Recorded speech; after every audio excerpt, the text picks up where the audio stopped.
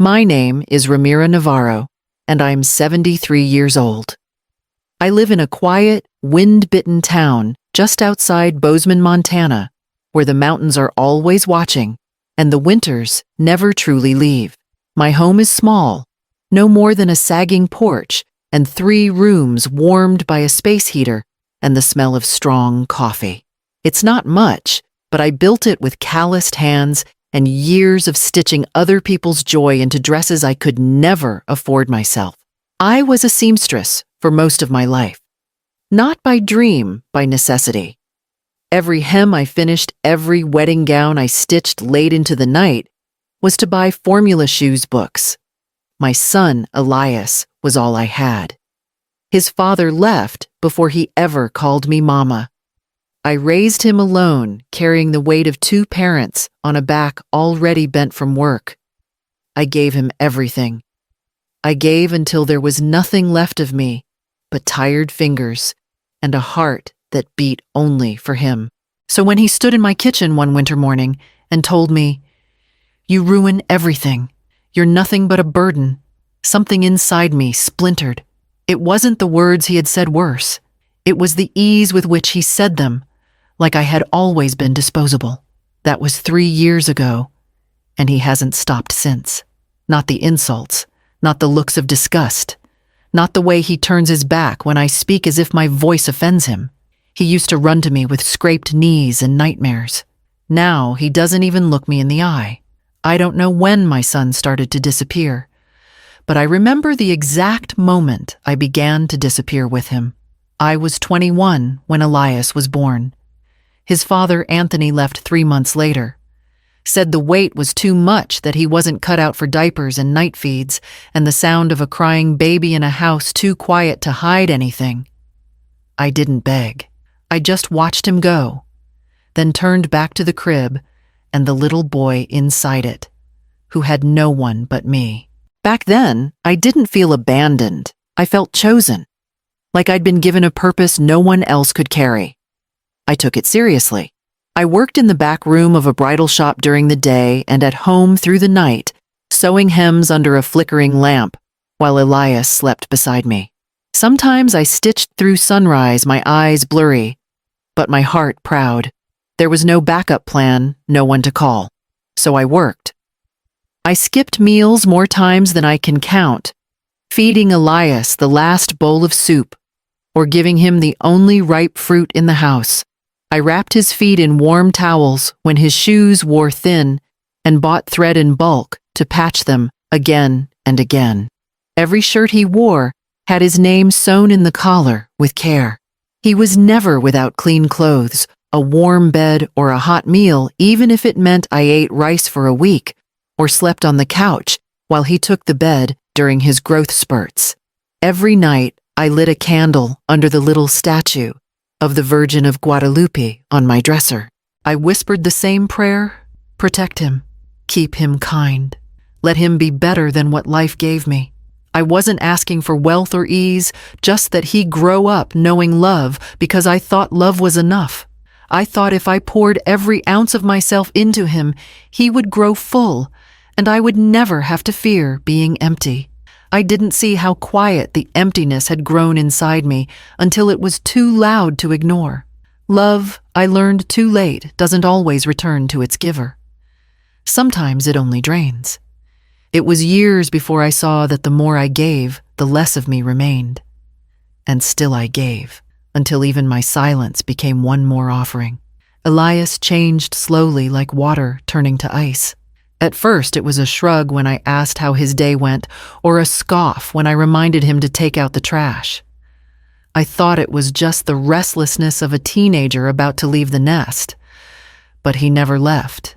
He stayed, and with every year that passed, it was like he moved deeper into himself and further away from me. By the time he turned 18, he barely spoke to me, unless it was to complain. He stopped working after quitting his job at the hardware store. Said he needed time to figure things out. What he really did was lock himself in his room for hours, only coming out when he needed food or wanted to use the TV. He took my bedroom for himself, claimed the light in there helped him sleep better. I didn't argue. I moved to the couch and folded my back into its sagging cushions like it was normal. He started making comments, little stabs disguised as jokes. "No wonder Dad left, you're exhausting." Or, "You wouldn't understand, you've never done anything important." I swallowed them. I told myself he didn't mean it, but the words stayed with me, lodged in my chest, like broken thread in a needle's eye. One evening, he pushed his plate away and said, "You can't even get rice right. What do you do all day that this is the best you can manage?" I looked at the rice. It was fine. I had rinsed it twice and cooked it low and slow, just like always, but I didn't say anything. I just stood and gathered the plates while he turned on the TV like I was background noise. Then came the letter. It was from the bank, a loan I hadn't taken, several months overdue. I sat on the kitchen floor, the paper trembling in my hands, reading numbers I didn't recognize, and a signature that looked too much like my own. When I confronted him, he didn't even pause his video game. "Yeah," he said, "I used your name. What you gonna call the cops on your own son?" He chuckled, not even looking at me. "If you don't like it, I'll just take out another one." I opened my mouth, but nothing came out. My face burned, not with anger, but with shame. I'd spent 2 decades sewing his life together, and he was unraveling mine without a second thought. I wanted to scream. I wanted to throw something. But instead I apologized for what I still don't know and walked out of the room. That night, I folded my pillow in half on the couch and stared at the ceiling until dawn. I told myself he was just lost, that if I held on a little longer, he'd come back to me. But deep down, something had shifted. I no longer recognized the boy I had raised. And worse, I no longer recognized the woman I had become. It was a Tuesday morning when Mr. Emerson knocked on my screen door. I hadn't seen him in weeks, just his truck passing by, or the sound of his old dog barking as he made his way down the road. I hadn't been answering the door much lately, but something in his knock was gentler than usual. When I opened it, he stood there in his denim jacket, holding a small paper bag. "Made too much bread," he said. "Figured you could use something warm?" I opened my mouth to thank him, but the words caught somewhere in my throat. I nodded instead and took the bag. As he turned to leave, he looked over his shoulder. "You know, Ramira, you're not alone." That sentence hung in the air long after he walked away. I stood in the doorway for a long time, bag pressed to my chest, the smell of yeast and butter filling my lungs like something I had forgotten how to breathe. Later that afternoon, I walked 3 blocks to Letty Vargas's house. We hadn't seen each other in years. Life had a way of pulling us in different directions. But she opened her door with the same wide eyes and warm arms she always had. She didn't ask questions, just sat me down in her kitchen and poured 2 cups of cinnamon coffee. I tried to speak, but my lips wouldn't move. It was only when she touched my hand that the words came, all of them, at once. I told her about the loans, the insults, the couch, the way he stared through me like I was part of the furniture. I told her about the bank letter and the silence that followed. Letty didn't flinch. She didn't tell me to pray or be patient. She just leaned back in her chair and said, steady and quiet, "This isn't just sadness, Ramira. This is abuse." I had never heard it named before. Not like that. Not with such clarity. And hearing it felt like someone had opened a window in a room I hadn't realized was suffocating. I walked home slowly that evening, the wind sharp on my face. I didn't cry. I just kept hearing her voice again and again, cutting through everything I had buried for years. 2 weeks after seeing Letty, I went to the church for the first time in years. Not for mass, just to sit in the last pew and breathe air that didn't belong to my house. The sanctuary was cold and quiet, the kind of quiet that settles in your bones. After a while, I heard someone humming near the candles, an older woman wiping the stands with slow, methodical hands. She looked over and smiled like she knew me. "Señora Navarro, right," she said softly. I'm Rosa Lopez. I work over at the senior center. She didn't push, just sat beside me and offered a peppermint from her pocket. We sat that way for a while, shoulder to shoulder, like women who understood the weight of words unspoken. Before she left, she pulled a card from her purse and slipped it into my hand. "When you're ready," she said. "Not before, but when you are." That night I opened a notebook I found in the drawer beside the stove, one I had used years ago to track grocery lists and fabric orders. I flipped past the blank pages and wrote down the date. Then I wrote what Elias said that morning. "You're lucky I even let you live here." I wrote down the amount missing from my wallet. I wrote the time he slammed the door so hard a frame fell off the wall. I kept writing. Each night after that, I added more. Times, words, receipts, dates. I dug through the bills and found bank statements I hadn't looked at closely before. Withdrawals I never made. Purchases I didn't recognize. A loan payment I thought had ended but hadn't. It added up to more than $4,000. I didn't cry. I copied the account numbers onto a separate slip of paper and placed them in a sealed envelope. Then I pulled out my old sewing box, the one with the faded red velvet lining, and tucked the envelope inside beneath the scraps of lace and spools of thread. I pressed the lid shut and locked it. It became my quiet rebellion. Each entry in that notebook felt like a stitch holding me together. I didn't shout, didn't confront him, didn't even change my routine. But something in me had begun to wake. For the first time in years, I was building something that belonged only to me. And one morning, while he slept through another job interview, he'd forgotten I placed Rosa's card inside the notebook. It started with the soup. I'd made enough for one bowl. My own. Not out of anger, just intention. For the first time in years, I cooked only for myself. I didn't call him to the table. I didn't leave a plate out. I sat down and ate slowly, every bite, warm and full of something I hadn't tasted in a long time, quiet defiance.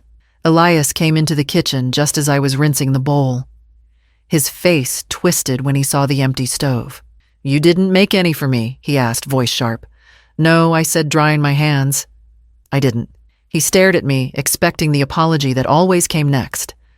But I said nothing more. I looked him in the eye, not with hate, just stillness. He exploded, called me selfish, useless, pathetic, threw a spoon across the counter. I stood there, letting the words pass like cold wind.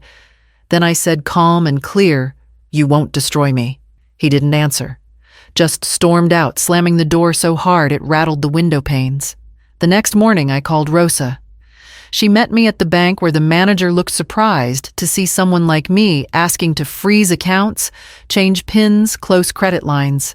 I showed him the list I had copied into my notebook. Withdrawals, loans, signatures I hadn't written. Rosa spoke calmly beside me, her presence like a second spine. By the end of the visit, my accounts were sealed tighter than the sewing box that now held all the documents. That night, Elias came home late.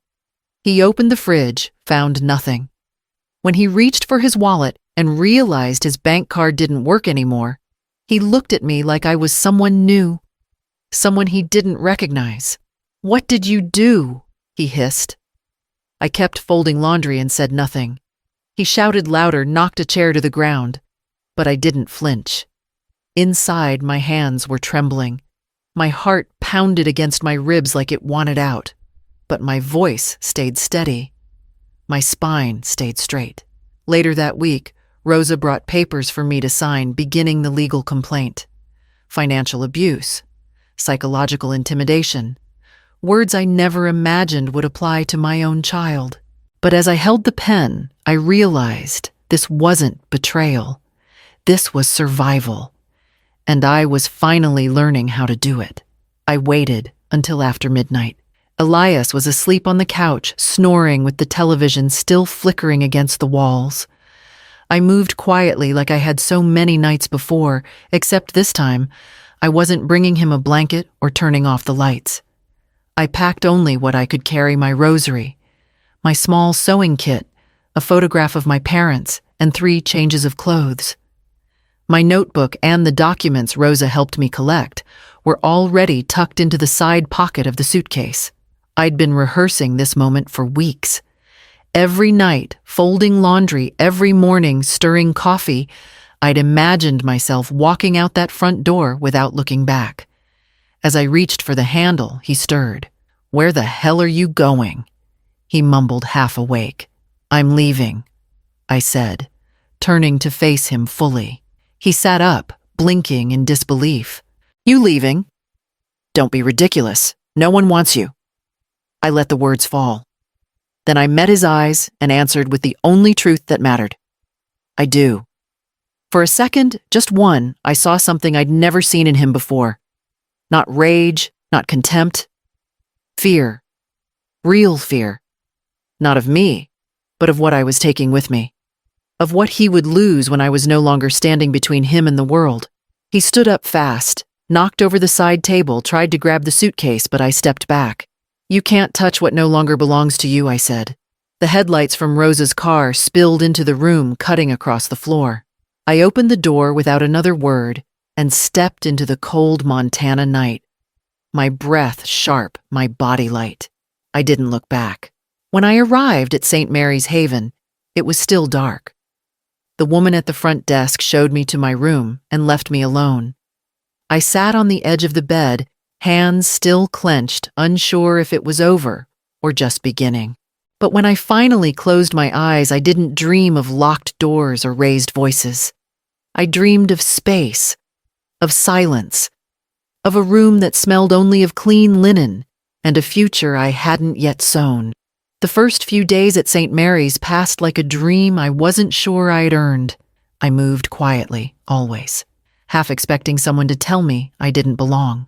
I ate in silence, folded my napkin, just so kept my eyes down, when other women laughed too loudly or offered me a smile too freely. I'd spent so many years shrinking, it took time to remember how to take up space. Then one morning, I woke to find a note on my nightstand, next to a steaming mug of tea and a slice of sweet bread. "Nobody deserves to live bitter." It wasn't signed.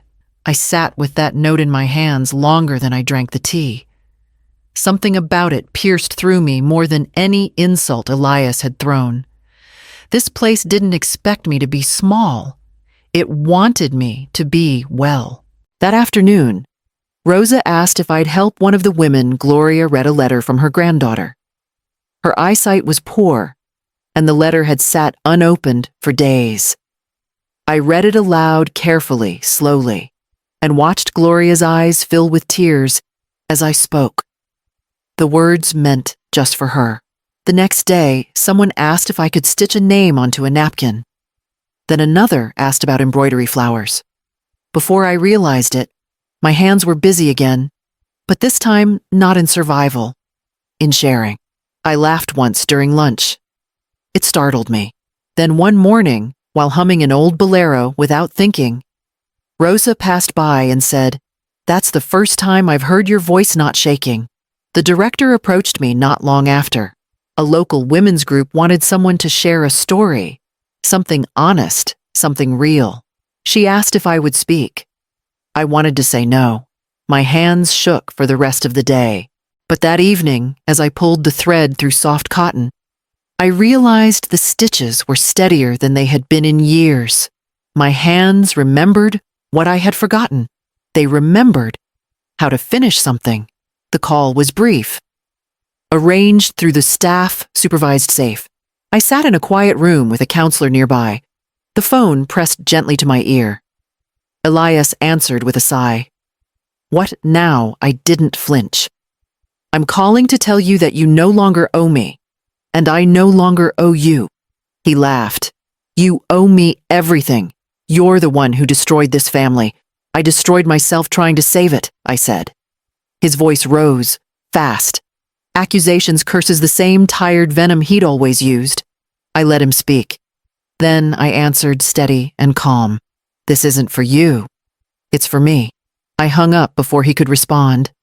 There was no trembling in my hands, No regret, only stillness. I looked across the room and nodded once at the counselor who said nothing. She didn't need to.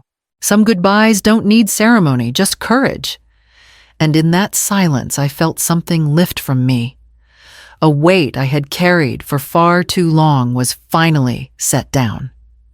I embroidered the butterfly on a soft scrap of linen using gold thread I'd been saving for years. Its wings weren't perfect. One curled slightly, the stitches uneven in places, but I didn't fix it. I wanted it that way. Real. Scarred, but still open. One afternoon, a little girl visiting her grandmother wandered over to my table and watched me work. "Why a butterfly?" she asked. I smiled gently. To remind myself that even with scars, I can still fly. She didn't speak again, just nodded like she understood more than her age should allow. That week, I received a letter. A woman from Billings had heard my story through a recording shared by a shelter. She had left her abusive son's home. "Your words woke something in me," she wrote. "You gave me permission to leave." I held the letter to my chest for a long time, not out of pride, but recognition. Pain turned into light. Survival into solidarity. I folded the letter and placed it beside my rosary and sewing scissors. The butterfly stayed on my nightstand, its golden wings always in sight, reminding me that what I thought was the end had only ever been a beginning. I used to think motherhood meant disappearing quietly, giving until there was nothing left. I thought love meant sacrifice without question, silence without protest. But I was wrong. Love that demands you vanish isn't love, it's control. Now I know the most radical thing a mother can do is choose herself. Not out of spite, not out of anger, but out of the belief that she too deserves peace. I chose myself. And every time I pass my needle through cloth, I remember I'm no longer sewing for survival, I'm sewing for freedom.